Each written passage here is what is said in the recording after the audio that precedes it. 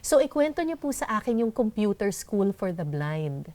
Natuto ako ng technology hanggang eventually dumadami na yung mga estudyante namin. Regular computer, Oo. pati sa laptop. Ang phone po ba ninyo ay keypad pa? Hindi. Hindi.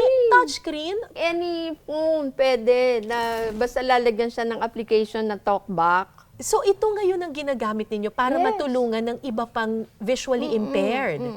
So, ito po ang phone ninyo. Touchscreen siya. Sige po. Ayan, in-on ko na Ayan, siya. naka-on na siya. Sige. May relo rin po ata kayo no? Oo, everything talks. Lahat, madaldal ang buhay ninyo. Laptop, pati laptop. Ito yung relo ninyo. Paano nyo nalalaman kung ano yung oras? Ipe-press mo yung yung malaki, yung malaking... Yung malaking button. malaking oo. Okay. O, di ba? 10:20 a.m. Ang daldal! Everything talks nga. So, Everything meron din talks. siyang editing na nag-auto-correct siya. Ayan na, nagsasalita na. Meron din siyang yung audio description. Minsan sinasabi niya kung ilan yung tao na, picture, ilan yung tao, ano yung kulay, nakasalamin, kalbo. Ang daldal ng cellphone nyo? Sinabi niya 10:23 a.m., di ba? Okay. Any cellphone na touchscreen pwedeng gamitin. So ito pong technology na ito ang naging daan para makapagtrabaho pa rin po kayo. Yes, transcriptionist ako ng Philippine Olympic Committee. No kidding! Yeah. Transcriptionist kayo! Oo. Ngayon lang na marami na kaming na-train na transcriptionist, bumitaw na ako. Nagsusulat pa rin po ba kayo ng scripts?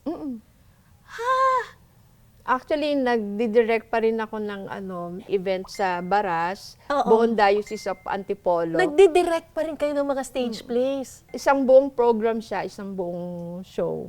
Tapos ngayon po ma'am, kayo po ay nagtuturo na rin sa iba.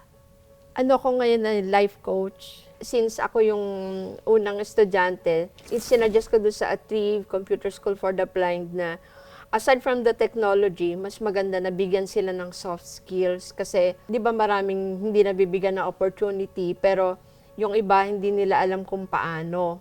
So halimbawa, nabigyan ng technology, pero yung mga parents ayaw payagan yung kanilang anak. Tapos yung tao mismo din, parang yung confident niya sa sarili niya, parang hindi pa rin ganun kasi wala siyang self-acceptance eh.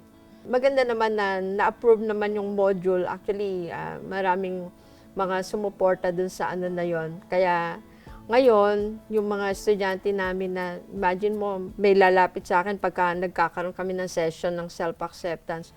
Ma'am, galing iba't ibang probinsya, papahawak yung pulso, may laslas. Tapos yung isa naman, kapapasa lang ng board as teacher, biglang na yung nagka-diabetes siya, kaya nagka-complication sa mata.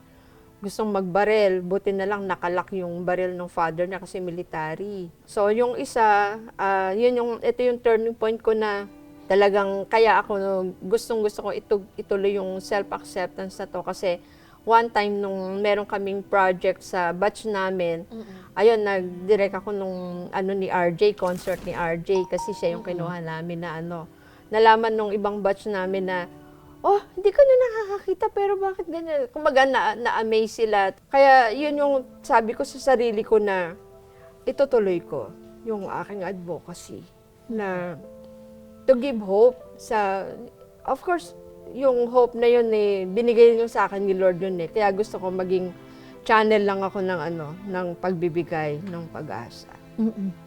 Kasi posibleng ituloy ang buhay kahit na hindi nakakakita. Ano po ang mensahe ninyo doon sa mga taong may pinagdadaanan pong ganyan, problema sa kanilang pag-iisip? Sabi nga doon sa kwentong di ba, na daanan mo lang, huwag mong tambayan. Pero ang pinakamaganda, lalo ngayon na we're celebrating yung Pilgrims of Hope tayo, di ba? na sa paglalakbay natin, talagang marami kang dadaanan, lubak-lubak, may mga, talagang marami, hindi naman lahat ng dadaanan mo patag.